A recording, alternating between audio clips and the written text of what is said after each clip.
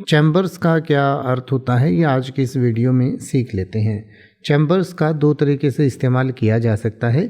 एक तो चैम्बर का प्लूरल यानी बहुवचन होता है चैम्बर्स, यानी कि एक से ज़्यादा चैम्बर को हम चैम्बर्स कहते हैं। और चैम्बर का अर्थ होता है कक्ष, कक्षिका, कचहरी, कोठरी, कमरा, न्यायघर, सदन या प्रकोष्ठ। तो एक से ज़्यादा कक्षों को, कक्षिकाओं को, कचहरियों को या प्रकोष्ठों को हम चैम्बर्स कहते हैं। इसके अलावा चैम्बर का इस्तेमाल वर्ब के रूप में भी किया जाता है। तो वर्ब के रूप में चैम्बर का इस्तेमाल जब हम प्रेजेंट इंडेफिनिट टेंस में ही, शी, इट या सिंगुलर थर्ड पर्सन के साथ करते हैं तो रूल के अकॉर्डिंग उसके साथ एस लगाते हैं, जिससे चैम्बर्स बनता है।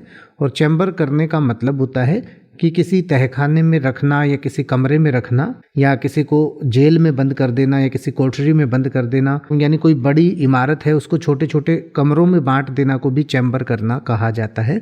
तो चैम्बर्स का मतलब होता है चैम्बर करता है या करती है, यानी कि किसी कमरे में रखता है या रखती है, रख देता है या रख देती है, या छोटे छोटे कमरों में बांट देता है या बांट देती है।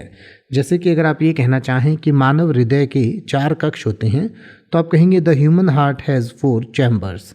The human heart has 4 chambers.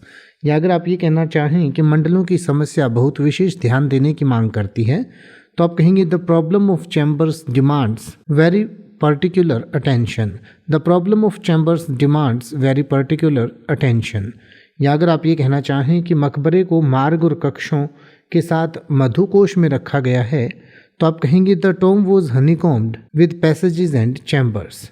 अब आप ऐसे ही किसी भी वर्ड का मतलब हिंदी और इंग्लिश में YouTube पर सर्च कर सकते हैं। आपको मेरी वीडियो मिल जाएगी जिसमें आप बिना किसी फालतू बकवास के सीधा उस वर्ड का मतलब समझ पाएंगे। तो ऐसी ही वीडियोस को देखते रहने के लिए चैनल को सब्सक्राइब करें और बेल आइकन को प्रेस करें।